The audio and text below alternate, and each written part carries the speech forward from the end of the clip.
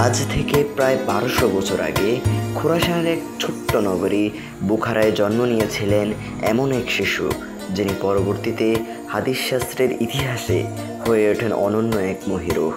তিনি হলেন ইমাম মুহাম্মদ ইবনে ইসমাইল আল বুখারী, যিনি আজ সমগ্র বিশ্বে ইমাম বুখারী নামে পরিচিতি লাভ করেন। ইমাম বুখারীর জন্ম 194 হিজরি সনের 13 শাওয়াল 810 খ্রিস্টাব্দে খোরাসানের ঐতিহাসিক নগরী বুখারায়। তার মা ছিলেন একজন ধার্মিক ও দৃঢ় বিশ্বাসের অধিকারী। শৈশবে ইমাম বুখারীর চোখের দৃষ্টিশক্তি হারিয়ে যায়, কিন্তু মায়ের অন্তহীন দোয়া ও প্রার্থনায় অলৌকিকভাবে তিনি আবার দৃষ্টিশক্তি ফিরে পান। এই ঘটনাই তার জীবনের তাকওয়া ও আল্লাহ নির্ভরতার প্রথম শিক্ষা হয়ে দাঁড়ায়। ইমাম বুখারীর শিক্ষা জীবন ছিল ইতিহাসে অনন্য। মাত্র 6 বছর বয়সে তিনি সম্পূর্ণ কোরআন হিফজ করেন এবং 10 বছর বয়স থেকেই শুরু করেন হাদিস মুখস্থ করা। তার স্মৃতিশক্তি ছিল বিস্ময়কর। একবার কোনো হাদিস বা বর্ণনা শুনলেই তা মনে গেঁথে যেত চিরদিনের মতো। ঐতিহাসিকদের মতে তিনি এক আসরে 15,000 হাদিস নির্ভুলভাবে বর্ণনা করতে পারতেন। এজন্য তাকে বলা হয় আমিরুল মুমিনিন ফিল হাদিস, অর্থাৎ হাদিসে মুমিনদের নেতা। জ্ঞান অন্বেষণকারীদের মধ্যে ইমাম বুখারীও ছিলেন অন্যতম।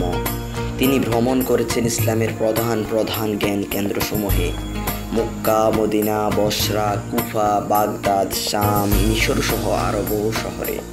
তার শিক্ষকদের সংখ্যা ছিল প্রায় 1000-এরও বেশি।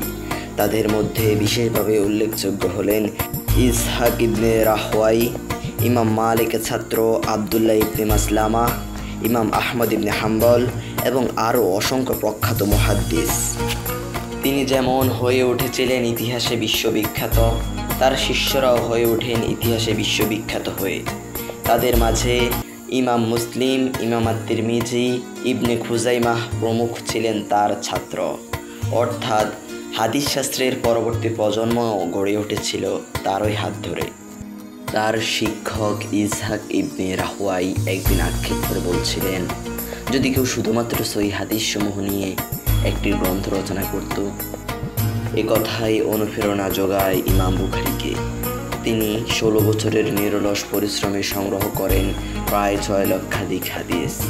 তবে আশ্চর্যের বিষয়, সেই লক্ষ হাদিস থেকে মাত্র 7275টি হাদিস তিনি সংকলন করেন। তিনি হাদিস সংকলন করতেন সর্বোচ্চ সতর্কতার সহিত। প্রতিটি হাদিস লেখার আগে তিনি ওযু করে 2 রাকাত নামাজ আদায় করতেন। তারপর আল্লাহর কাছে ইস্তিখারা করে কলম ধরতেন। এ কারণেই মুসলিম উম্মার সর্বসম্মতিক্রমে ঘোষণা করছে, সহিহ বুখারী হলো আল কোরআনের পর সবচেয়ে সহিহ ও বিশুদ্ধ গ্রন্থ। ইমাম বুখারী রহিমাহুল্লাহ ছিলেন তাকওয়া, সততা ও দৃঢ় নীতির প্রতীক। তিনি দুনিয়াবী প্রলোভনকে উপেক্ষা করে সত্যকে আঁকড়ে ধরেছিলেন। একবার তাকে রাজা রাজপ্রাসাদে থেকে তার পুত্রকে পাঠদান করাতে বলেন, কিন্তু তিনি বলেন, আমি জ্ঞানকে রাজপ্রাসাদে নিয়ে যাব না, বরং রাজপুত্রকে মসজিদে আসতে হবে। এই আপসীন নীতি তাকে অনেকেরই বিরাগ ভাজন করেছিল, কিন্তু তিনি কখনো সত্য থেকে সরে আসেননি।